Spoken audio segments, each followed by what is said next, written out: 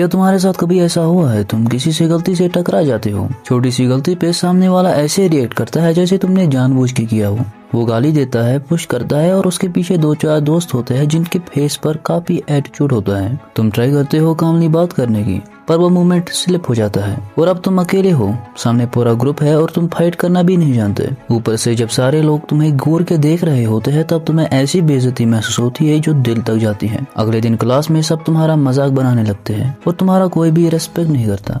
Even girls तक तुम्हें week समझने लगती है और तुम बस अंदर से ये सोच रहे होते हो अगली बार ऐसा कुछ हुआ तो मैं कैसे हैंडल करूंगा। एंड अगर तुम ऐसा कुछ सोच रहे हो तो ये वीडियो तुम्हारे लिए है। मैं तुम्हें सिखाऊंगा कैसे 1 से 4 लोगों की सिचुएशन को हैंडल करना है, बिना शो ऑफ के, बिना ओवर रिएक्ट के और बिना रिस्क के। कैसे अपने माइंडसेट और ब्रीथिंग कंट्रोल करनी है, कैसे सिंपल मूव से एडवांटेज लेना है और कैसे एनवायरनमेंट को अपना एलॉय बनाना है। बट रिमेंबर, अगर सिचुएशन लाइफ थ्रेटनिंग हो then escape is not cowardice, it's wise. And अगर कॉर्नर हो तो तुम कामली फाइट कर पाओगे।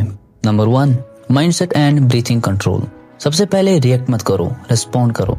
जब भी कोई तुम्हें प्रोवोक करता है उस वक्त तुम्हारा रिएक्शन ही डिसाइड करता है तुम टारगेट बनोगे या नहीं। ज्यादातर लोग या तो फ्रीज हो जाते हैं या इंस्टेंटली एग्रेशन में आ जाते हैं। दोनों ही गलत है, क्योंकि जब तुम फ्रीज करते हो तो सामने वाला सोचता है ये डर गया, और जब तुम ओवर रिएक्ट करते हो तो वो तुम्हें इजीली मैनिपुलेट करता है। तो सोल्यूशन क्या है? Breathing control.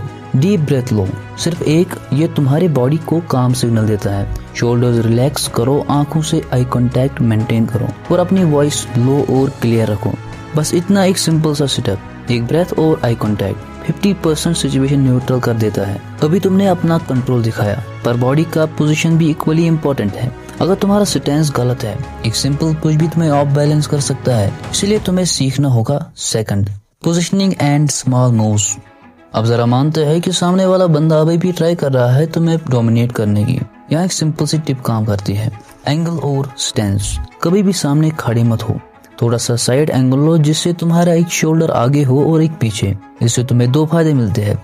अगर बंदा पुश करे तो तुम ऑटोमेटिकली बैलेंस में रहते हो। दूसरा, तुम्हारे पास मूव करने के लिए जगह होती है।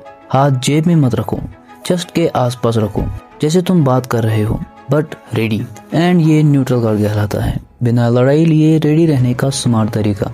अगर बंदा क्लोज आने लगे तो स्टेप बैक लो और आंखों से आई कांटेक्ट मेंटेन रखो। और अगर वो टच करे तो सीधा एग्रेसिव मत हो जाना, बस एक स्टेप साइड में लो और कामली बोलो, भाई तू देख के नहीं चल सकता क्या? वॉइस को काम रखो लेकिन फिर। ये लाइन सिंपल है पर बॉडी लैंग्वेज के साथ डिलीवर हुई तो सामने वाला कंफ्यूज हो जाता है। अब सोचो अगर सिचुएशन एक बंदे तक नहीं रही बल्कि 2 या 3 लोग इन्वॉल्व हो जाए।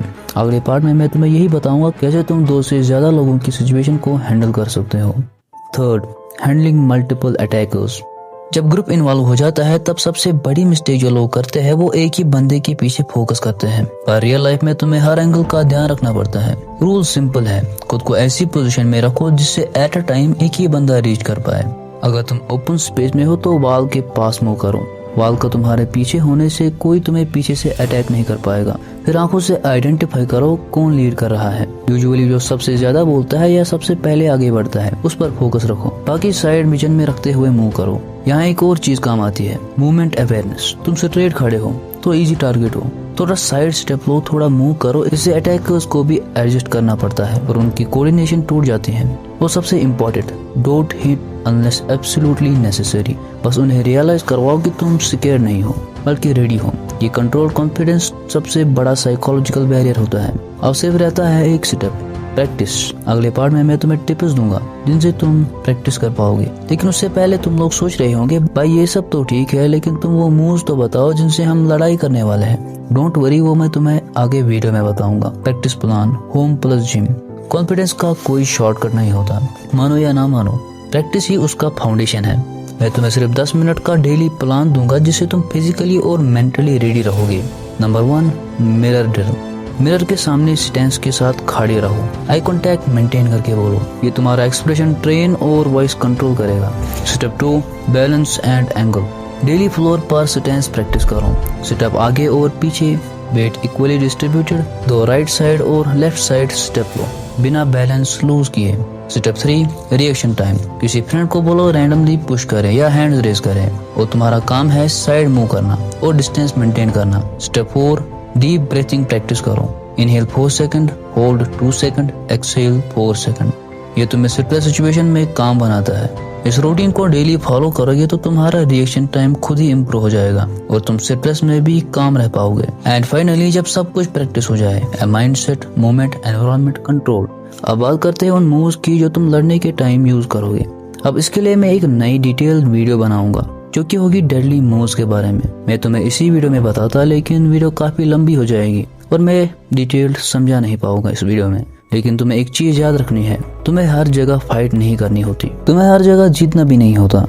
तुम्हें बस हर जगह कंट्रोल मेंटेन करके रखना होता है। कंट्रोल अपने वर्ड्स का, अपनी बॉडी का, अपने इमोशंस का। यही तुम्हें रेस्पेक्ट दिलाती है और यही तुम्हें अलग बनाता है।